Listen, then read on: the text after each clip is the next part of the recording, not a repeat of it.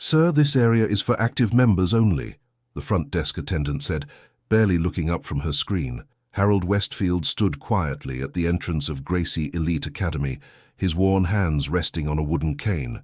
His grandson Thomas fidgeted nervously beside him. "My grandson trains here," Harold said, his voice soft but clear. "I just wanted to watch his class today." The young woman glanced up, taking in the old man's appearance, the stiff posture, the weathered face, the slight tremor in his right hand.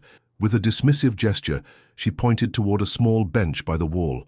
"Spectators can sit there. Don't interrupt the training." As Harold made his way to the bench, a group of young competitors warming up on the mats turned to stare. One nudged another, smirking. "Check it out. Grandpa's here for daycare pickup." Blake Morrison, the Academy's head instructor and five-time world champion, emerged from his office as laughter rippled across the mat. His eyes narrowed at the disturbance, then settled on Harold. "Is there a problem here?" Blake asked, his tone making it clear that Harold's presence was the problem. "No, sir," Thomas spoke up quickly. "This is my grandfather. He just wanted to see the training today." Blake studied Harold with undisguised skepticism. "This is a competition school, not a demonstration center for family members." Harold nodded respectfully. "I understand. I won't be any trouble." Something in Harold's quiet dignity seemed to irritate Blake further. "You train?" he asked, the question itself a challenge. "A long time ago," Harold replied simply. A cold smile spread across Blake's face. "Well then, maybe you'd like to show us what they taught in the old days." He turned to his students. "Jaden, give the gentleman a welcoming roll. Keep it light." Thomas stepped forward, alarmed. "That's not necessary." "It's all right," Harold interrupted, placing a steadying hand on his grandson's shoulder. "I don't mind." The young champion named Jaden bounced to his feet, unable to contain his amusement. At 25, with 3 national titles to his name, the prospect of rolling with a senior citizen seemed like a joke too good to pass up. "Don't worry, old-timer," Jaden called out as Harold carefully set his cane aside. "I'll make it quick." Cell phones appeared around the mat, recording what everyone expected would be a humiliating moment for the old man. Blake folded his arms, watching with smug anticipation. Harold stepped onto the mat with slow, deliberate movements. The stiffness in his back was evident, the result of an old injury that never properly healed. He stood facing Jaden, hands relaxed at his sides. "Whenever you're ready, son," he said quietly. Jaden circled Harold like a predator playing to the audience. He shot in for a lazy takedown, expecting no resistance. And that's when everything changed. What happened next silenced the entire academy, because nobody knew that those weathered hands had once trained America's most elite warriors in the art of survival. His name was Harold Westfield, and in February of 1972, he had stood in the mud and rain of Camp Lejeune, teaching 30 Marine Corps scout snipers how to survive if their position was compromised and their weapon lost. They called him the Professor back then, not out of mockery, but deep respect, because when Harold Westfield taught you something, it stayed with you, and more often than not, it kept you alive. Harold hadn't been born into martial arts. In 1968, as a young Marine deployed to Vietnam, he'd been assigned to a forward reconnaissance unit. Their colonel had insisted every man learn hand-to-hand combat from a grizzled master sergeant who'd studied with Brazilian and Japanese instructors after the Korean War. "Bullets run out, batteries die, bodies don't quit until you do," the sergeant had told them. Harold, 21, and quietly skeptical, had listened anyway. 4 months later, during a mission near the DMZ, Harold's unit was ambushed. Cut off from their extraction point and down to their last magazines, they were forced to engage in close quarters. The techniques Harold had diligently practiced kept him alive when 3 others fell. He never forgot that lesson. When he returned from his first tour, Harold sought out training wherever he could find it. He studied under legitimate masters, not belt factories. He cross-trained with wrestlers, judoka, and the first wave of Brazilian Jiu Jitsu practitioners who had made their way to America. What made Harold different wasn't natural talent. It was relentless, methodical determination. He trained with the mindset that lives would depend on what he learned, because soon enough they would. By 1975, Harold had been recruited to develop combat survival programs for specialized military units. His approach wasn't flashy. He stripped away the unnecessary, focused on high-percentage techniques that worked under stress, and drilled them until they became instinct. In combat, you don't rise to the occasion, he would tell his students. You fall to the level of your training. In 1983, during an operation in Beirut, Harold's team came under heavy fire. The building they occupied took a direct hit, collapsing one section. 3 men were trapped beneath the rubble. Despite a severe injury to his back from the blast, Harold stayed behind while others evacuated. Using the principles of leverage he'd spent a lifetime perfecting, he moved concrete slabs that men much stronger couldn't budge. The last Marine he pulled to safety was Marcus Sullivan, a young officer who would later become a respected combat instructor himself. As they waited for extraction, Harold calmly showed Marcus how to use pressure points to control his pain. "Why didn't you leave when you had the chance?" Marcus had asked through gritted teeth. Harold's answer was simple: "Because we bring everyone home." For his actions that day, Harold received the Navy Cross. He never displayed it, never mentioned it. The medal stayed in a wooden box in his drawer alongside other commendations that told the story of a life devoted to service without seeking recognition. When Harold retired in 1995, he didn't write books or open an academy. Instead, he moved to a small town in Pennsylvania, bought a modest house with a large garden, and took a job as the groundskeeper for a nearby condominium complex. His back never fully recovered from Beirut. Some mornings, the pain was so severe he had to roll sideways out of bed, but every day before dawn, Harold still practiced the movements that had become as natural as breathing. He never planned to step on the mat at Gracie Elite Academy, never intended to expose his skills. But watching the arrogance of the young champion circling him now, Harold felt something stir that he hadn't experienced in years. Not anger, not pride, but duty. The duty to teach one more lesson to one more young man who needed it. As Jaden's sloppy takedown attempt came in, Harold's body responded with the quiet efficiency that had been his hallmark. No wasted movement, no flashy technique, just fundamental principles applied with perfect timing. Instead of resisting the forward pressure, Harold redirected it, adding his own subtle weight shift that sent Jaden stumbling past his target. Before the young champion could recover, Harold had established position, his weathered hands finding grips that spoke of decades of understanding. Jaden found himself swept, controlled, and caught in a simple but inescapable arm lock. All within seconds, the academy fell silent. The mocking laughter stopped. Phones lowered slowly as realization dawned. They were not witnessing an old man being humiliated. They were seeing something extraordinary. Jaden's face flushed red with effort and embarrassment. The champion, undefeated in his last 17 competitions, couldn't process what was happening. His training partners watched in stunned silence as he struggled against techniques so fundamentally sound they made his advanced moves look amateurish. "Tap," Harold said quietly, applying just enough pressure to make his point without causing injury. Jaden's palm slapped the mat 3 times. Submission. For a moment, no one moved. The silence in the academy was absolute, the kind that falls when reality has just shattered expectations beyond repair. Harold released the hold and rose slowly to his feet, offering a hand to help the young fighter up. Jaden hesitated, then accepted, his expression a mixture of confusion and humiliation. "Who taught you that?" he asked, rubbing his elbow. Harold shrugged slightly. "Experience," he said.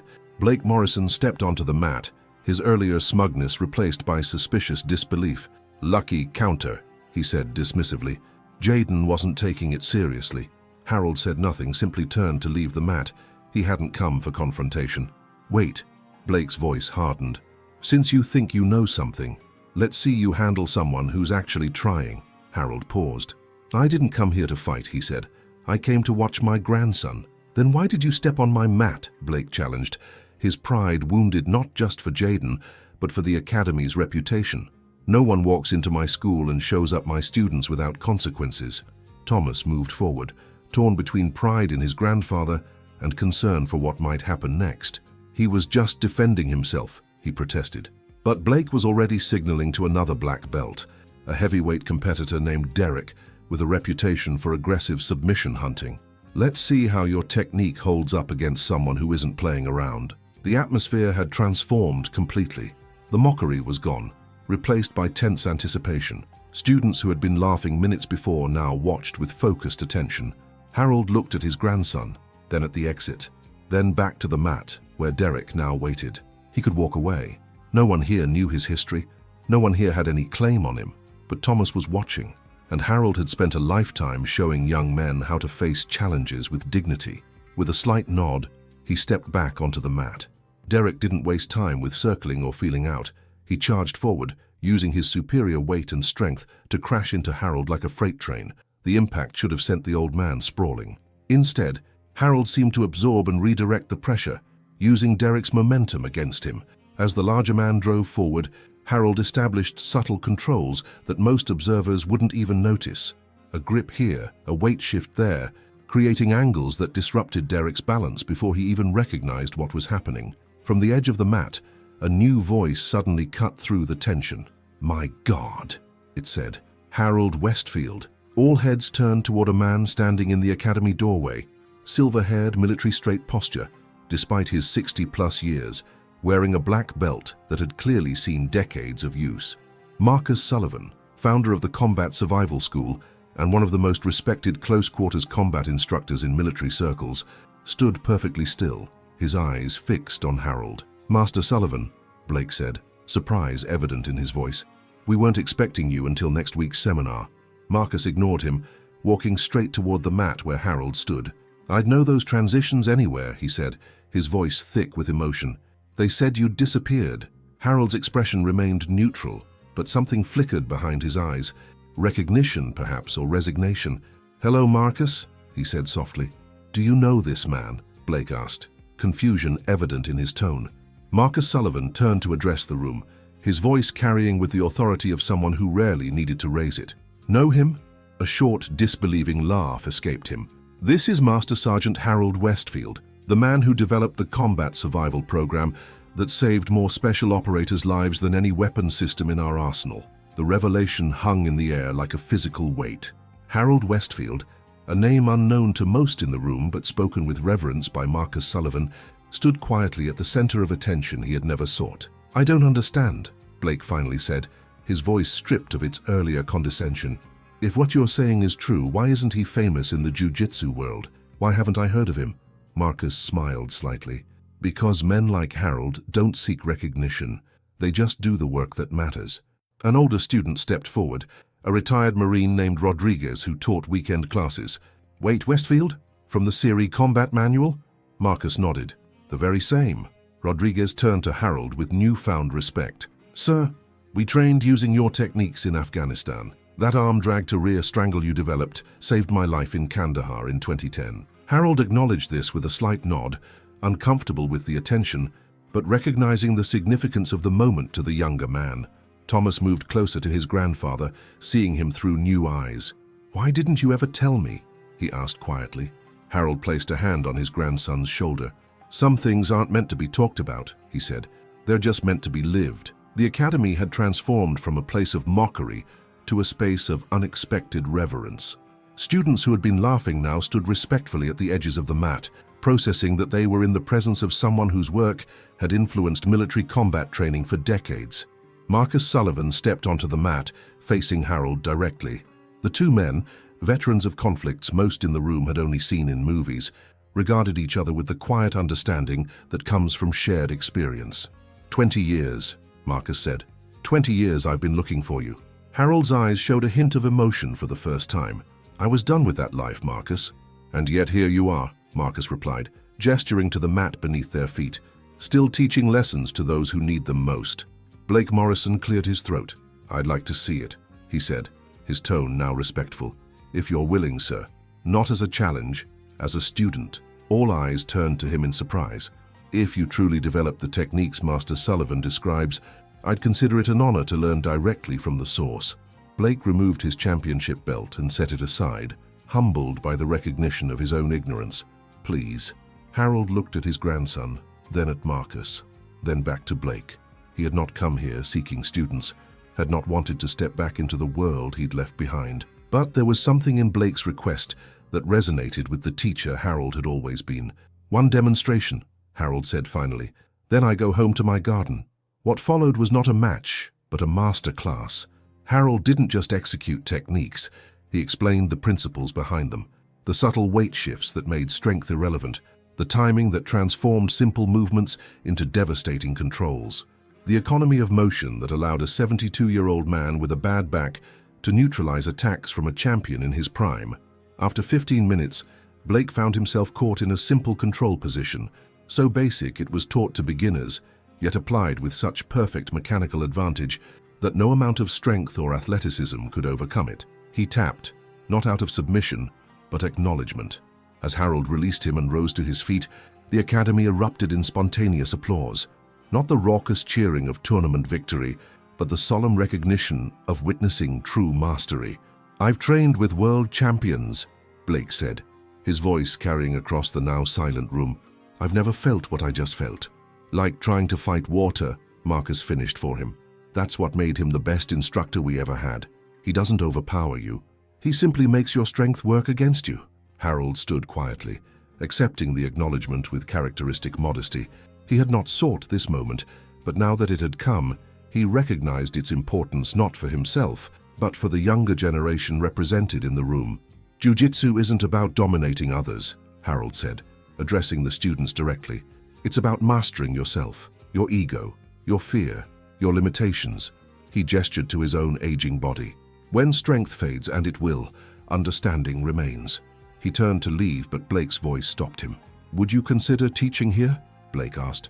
"Not regularly, but maybe our veterans class. Once a month. They would benefit enormously from your experience." Harold looked at his grandson, saw the hope in Thomas's eyes, then glanced at Marcus Sullivan, who gave him an encouraging nod. "Perhaps," Harold said finally, "not for recognition, but because some knowledge shouldn't be lost." 6 weeks after the encounter that transformed Gracie Elite Academy, Harold Westfield stood at the edge of a mat filled with 28 veterans. Some were missing limbs. Others carried invisible wounds from battles fought in distant deserts and mountains. All wore the focused expression of men and women who understood that what they were about to learn went beyond sport. Blake Morrison had converted Thursday nights into a special program, Adaptive Combat Survival, open exclusively to military veterans. The waiting list had grown to over 60 names in just the first month. Harold moved slowly among the students, his instruction methodical and precise. He didn't teach flashy competition techniques or Instagram-worthy submissions. Instead, he focused on fundamentals adapted for real-world application: how to control space when you're injured, how to neutralize larger opponents with minimal strength, how to remain calm when everything inside you screams for panic. "Control your breathing first," Harold told a young Army veteran struggling with a panic response during ground training. "When your breath is yours, your mind follows. When your mind is yours, your opponent has already lost." Among the students was Michael, a Marine who had lost his left arm below the elbow in Afghanistan. Before Harold's arrival, Michael had struggled to adapt standard techniques to his changed body. "I can't establish proper grips," he had explained to Harold during their first session. Harold had studied him thoughtfully. "Then we'll create new ones," he'd replied. "The principle matters, not the prescription." Now Michael was demonstrating for the class how he had modified a fundamental control position using his forearm and shoulder pressure. His confidence had transformed, his identity no longer defined by what he had lost, but by what he had created. After class, as students bowed off the mat, many lingered to speak with Harold. There were no autograph requests or selfies, just quiet conversations, specific questions, and the occasional handshake that conveyed more than words could express. Thomas, who now assisted with the veterans class, approached his grandfather with 2 cups of water. "You know what's different about how you teach?" Thomas asked, handing Harold a cup. Harold raised an eyebrow questioningly. "Everyone else teaches techniques," Thomas continued. "You teach people." Harold considered this, then nodded slightly. "Because the technique is just the vehicle," he said. "The real transformation happens in the mind of the student." Blake joined them, his earlier arrogance replaced by genuine humility. "I've been competing for 15 years, he said, "winning titles, running this academy. I thought I understood Jiu Jitsu." He shook his head. "I never really saw the deeper purpose until now." Harold's gaze swept across the room, where veterans were still practicing in small groups, helping each other refine movements. "This," he said quietly, "was always the purpose. Not medals, not glory, survival, adaptation, finding strength in weakness." Jaden, the champion who had attempted to humiliate Harold that first day, approached hesitantly. He had been notably absent from the academy since the incident. "Mr. Westfield," he called softly, "could I speak with you for a moment?" Harold paused, turning to face the young fighter. "I wanted to apologize," Jaden said, his earlier arrogance replaced by genuine contrition. "Not just for that day, but for who I was being. I thought winning medals made me—" He trailed off, struggling to find the words. Important? Harold suggested gently. Jaden nodded. I've been watching the videos of your veterans class. The way you teach, the way you carry yourself. He straightened his posture slightly. I want to learn that way, the real way. Harold studied the young man, seeing beyond the surface to the potential beneath. Thursday nights, he said simply. Come assist with the veterans, not to teach them, to learn from them. Jaden's face lit with unexpected gratitude. Thank you, sir, I'll be there. As Harold and Thomas drove home through the quiet evening streets, the younger man glanced at his grandfather with newfound appreciation. You know, Thomas said, you've changed everything at that academy. Blake's different. The training's different. Even the atmosphere is different. Harold gazed out the window, watching the familiar neighborhood pass by. Change happens when it's needed, he replied, and when people are ready to receive it. 6 months after Harold Westfield first stepped onto the mats at Gracie Elite Academy, the Thursday night veterans program had grown beyond anyone's expectations. What began as a single class now encompassed 3 specialized tracks, one for amputees, another for PTSD recovery, and a third focused on transition to civilian life through martial arts principles. Blake Morrison stood at the back of the packed room, watching Harold move slowly among the students, making small adjustments to their form, offering quiet words of encouragement. The academy had changed profoundly.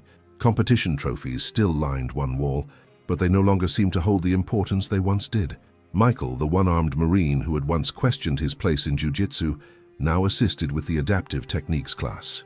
His modifications to traditional movements had become so effective that instructors from other academies were asking to observe his methods. He never makes it about himself, Thomas said, joining Blake at the edge of the mat. That's his real gift. Blake nodded thoughtfully. I've spent 15 years chasing titles and recognition, he said. He spent 40 years saving lives and asking for nothing in return. He shook his head slightly. Makes you reconsider what matters. After class, as students filed out, Harold remained seated on the mat, eyes closed in quiet meditation. One by one, veterans approached to thank him, not with elaborate praise, but with simple gestures of respect. A hand on the shoulder, a quiet word of gratitude, a respectful nod.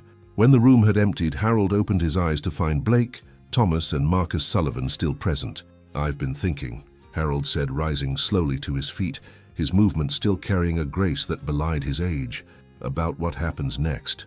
What do you mean? Blake asked. Harold looked around the academy, at the space that had transformed from a training ground for competitors to a healing center for warriors. I won't be here forever, he said simply. This work should continue. Blake nodded slowly, understanding. You want to ensure the program continues beyond you. These men and women need more than techniques, Harold said.